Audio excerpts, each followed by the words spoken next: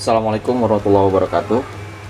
Jika jenengan seneng ngoprek atau suka merakit rangkaian elektronik, sebagaimana kita tahu sekarang ini kita semakin akrab dengan komponen-komponen SMD, terutama untuk kapasitor dan resistor yang biasanya paling dominan atau paling sering kita temui gitu ya.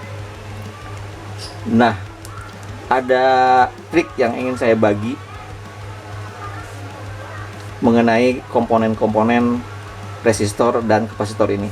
Seperti kita ketahui, yang namanya komponen resistor aja ya, itu kan selain bentuk fisiknya yang beberapa macam, dan mulai yang kecil sampai yang besar, packagingnya gitu maksud saya, juga value-nya atau nilai resistornya itu sendiri, dari mulai 0 ohm, 1 ohm, 1,1, 1,2 terus sampai 1 mega atau sekian puluh mega gitu ya, yang pernah saya lihat. Itu kan banyak sekali lah intinya. Tentu saja kalau kita ngikutin hawa nafsu atau keinginan, pengennya itu nyetok gitu, semua komponen kita stok, semua komponen kita beli.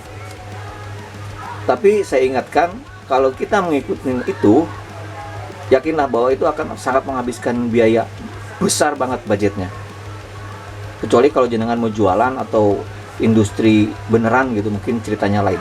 Tapi kalau untuk hobies atau tukang rakit rumahan, membeli seluruh komponen yang ada itu tentu saya tidak efektif dan pemborosan. Jadi saran saya, jenengan harus tahu komponen-komponen apa saja yang rutin dibutuhkan buat listnya, itu yang harus jenengan sediakan.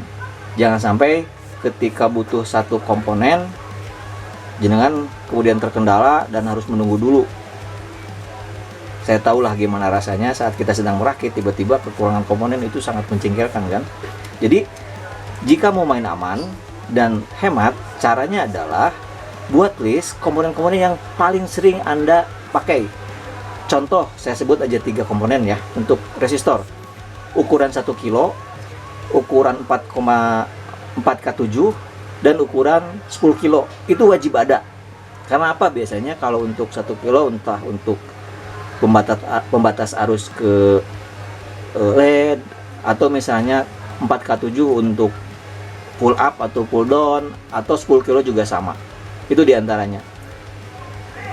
Kemudian jika Anda ingin lebih spesifik, seperti kita ketahui bahwa beberapa rangkaian elektronik itu memiliki karakteristik komponen yang digunakannya itu kadang-kadang identik ya, atau bisa kita identifikasi lah. Contoh, jika jenengan mau merakit atau sering merakit komponen-komponen untuk radio frekuensi atau yang berhubungan dengan frekuensi, itu kan butuh part-part yang ukuran resistornya itu misalnya sangat spesifik, 2,7 kilo ohm, atau misalnya 40 kilo ohm, atau kapasitornya misalnya 20,4 piko, dan banyak lagi. Nah, jika itu yang sering jenengan gunakan, stok itu gitu. Di sini saya mencontohkan, karena kadang-kadang saya itu serabutan ya ngopreknya, maka saya beli satu paket komponen seperti ini resistor ya. Ini sebenarnya bukan satu paket, 3 paket malah. Karena isinya tadinya hanya satu box ini, satu seri gini. Ini dimulai dari resistor yang paling sering digunakan, set gitu, dari mulai 0 ohm, 1 ohm, tapi loncat-loncat, tidak secara detail. Dan ini kita cukup satu set ini. Ini hanya untuk jaga-jaga saat kita darurat. Ini hanya kita gunakan sekali lagi sekedar untuk darurat. Jangan sampai ketika kita sedang berhasrat ngoprek atau riset, tiba-tiba terkendala resistor. Ini jadi semacam stok cadangan. Nah, yang sebaiknya Anda gunakan adalah stok-stok yang memang untuk kita gunakan. Jadi biasanya saya membeli komponen seperti ini. Contoh,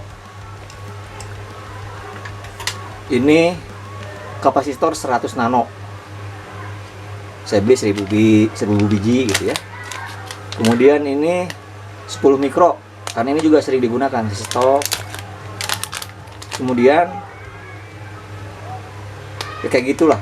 Pokoknya komponen-komponen yang paling rutin saya gunakan, biasanya saya stok agak banyak lah gitu. Nah kemudian baru jika jenengan kemudian dapat project yang memang butuh komponen agak spesial, ya kita tentu saja harus membuat list ya, komponen apa saja yang harus tersedia, dan itu boleh kita beli sejumlah kebutuhan yang akan kita pakai gitu, atau sejumlah komponen yang akan kita pakai.